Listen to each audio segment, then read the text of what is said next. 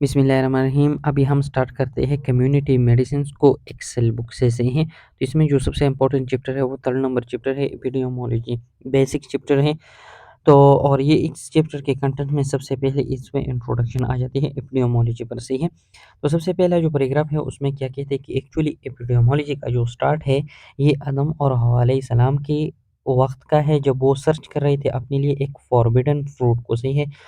उस फ्रूट को कोई आम करार देते हैं, कोई अखरोट करार देते हैं, लेकिन एक्चुअली ये सेंटेंस बाइबल की बुक से लिया गया है।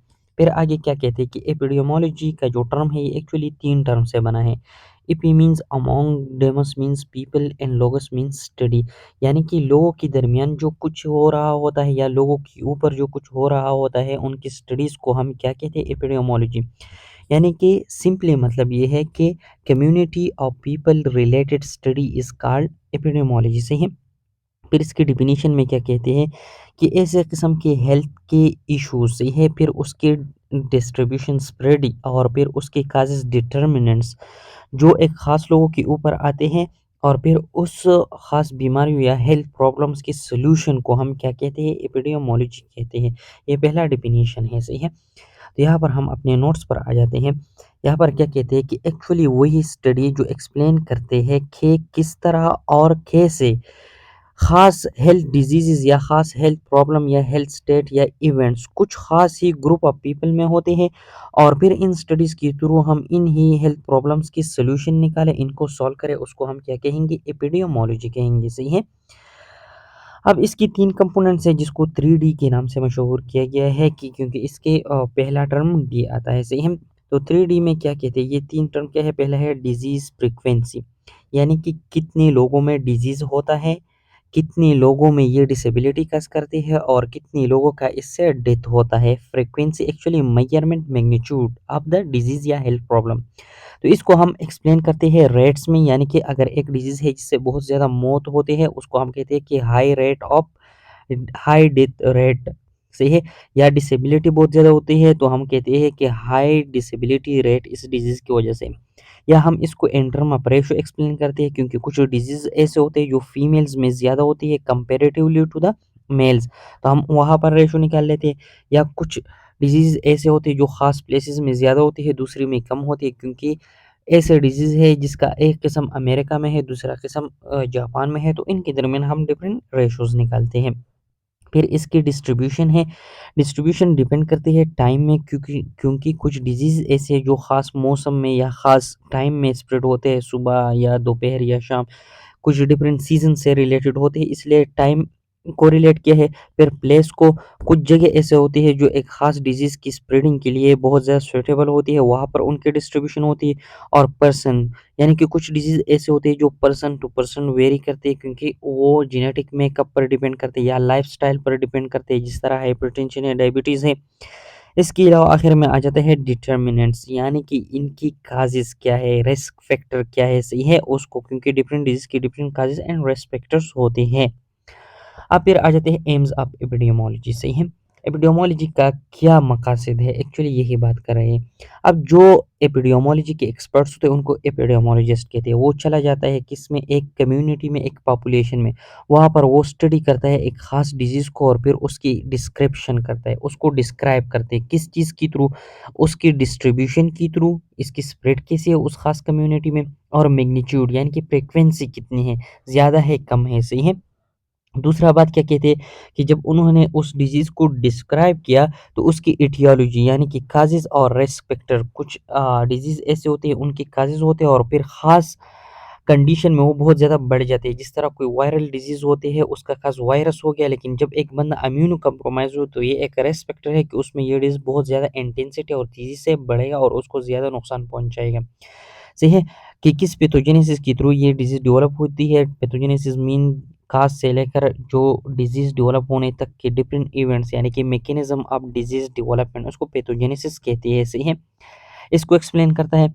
फिर जब उन्होंने ये सारे स्टडीज़, एटियोलॉजी, पैथोजेनेसिस सब कुछ स्टडी किया, उसके बाद इन स्टडीज़ से वो एक डेटा कलेक्ट कर लेते हैं और इस डेटा के थ्रू डिफरेंट प्लान्स बना लेते हैं, ताकि हम इस डिज़ीज़ को किस तरह कंट्रोल कर सकें।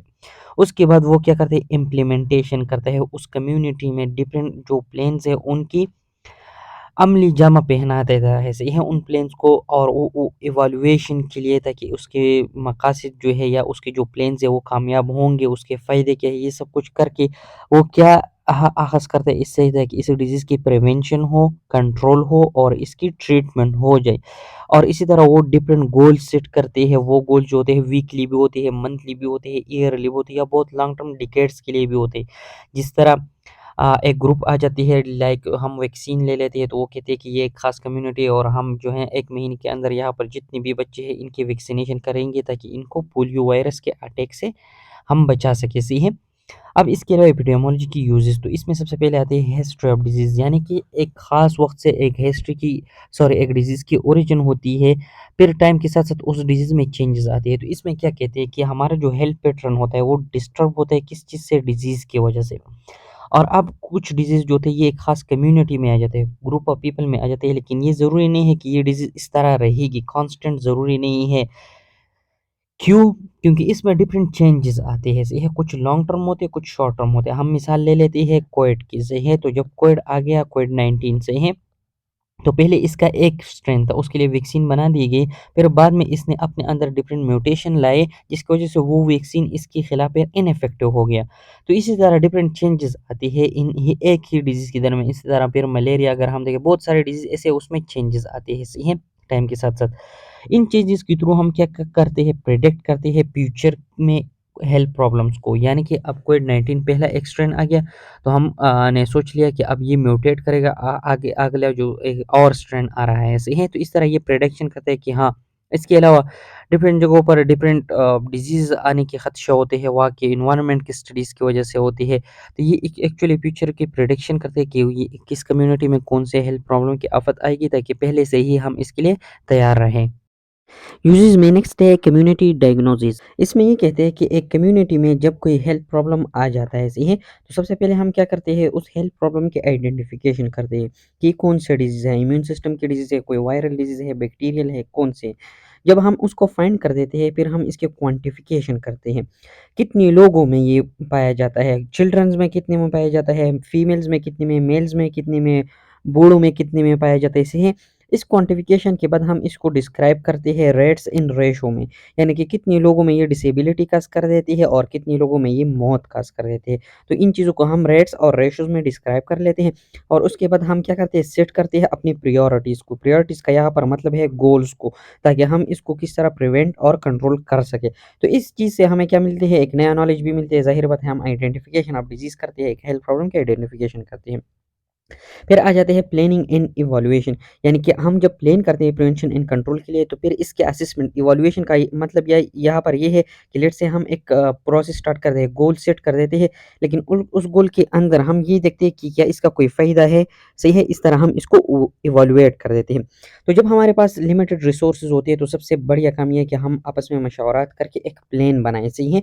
जब हम एक प्लान बना लेते हैं, तो वहाँ पर एपिडेमियोलॉजिस्ट के पास इन्फॉर्मेशन होती है एक डिजीज़ की डिस्ट्रीब्यूशन की, टाइम की और प्लेस की, सही है। तो इन्हीं इन्फॉर्मेशन की बेस पर हम एक हेल्थ सर्विसेज प्रोवाइड कर देते हैं, यानी कि हम एक खिदमत के लिए एक प्लेटफ़ॉर्म बना देते हैं, सही है। और फिर हम इस हर हेल्थ सर्विसेज के हर एक स्टेप जो होते हैं उसका इवैल्यूएशन करते हैं, यानी कि रिव्यू करते हैं, असेसमेंट करते हैं। ताकि इस जो स्टेप है, ये जिस स्टेप के थ्रू हम बढ़ रहे हैं, इसकी वजह से इस प्रॉब्लम में कोई कमी आती है या नहीं आती। अगर आती है तो हम आगे बढ़ेंगे, नहीं आती तो हम इसमें चेंजेस लाएँगे, सही है। इसके बाद आते हैं evaluation of the risk and chances, individual risk and chances. इसमें क्या कहते हैं कि जो एपिडेमियोलॉजिस्ट होते हैं वो क्या कर देते हैं, वो एक कम्युनिटी के अंदर एक रिस्क फैक्टर की लेवल, या हम कह सकते हैं कि डिग्री, या हम कह सकते हैं कि कंसंट्रेशन को देखते हैं। लेट्स से इन्होंने एग्जांपल दिया है कि हम देखते हैं स्मोकर और नॉन स्मोकर कम्युनिटी के अंदर ये कौन से में जो होता है एक डिजीज़ ज़्यादा होता है। जिस तरह कोरोनरी हार्ट डिजीज़ था, वो स्मोकर में बहुत ज़्यादा था कंपैरेटिवली टू नॉन स्मोकर। और इसकी बेस पर भी एक गोल बना देते हैं कि smoking is injurious for health, ये आपको हार्ट प्रॉब्लम काज़ कर सकती है। तो ये इसके अवेयरनेस फैला देती है, सही है। इसके बाद आ जाता है कंप्लीटिंग नेचुरल हेल्थ स्टेप। इसमें कुछ नहीं लिखा है, यही लिखा है कि बहुत सारे इन्फॉर्मेशन कलेक्ट हो गई रिस्क फैक्टर और काज़ेज़ की डिफरेंट क्रोनिक डिजीज़ेज़ के लिए, सही है। लास्ट आ जाता है searching for cause and risk factor. तो इसमें क्या कहते हैं कि हमारे जो एपिडेमियोलॉजिस्ट होते थे ये इन्होंने बहुत सारे रिस्क फैक्टर और इन चीज़ों को आइडेंटिफ़ाई किया और इनको एक्सप्लोर किया, सही है।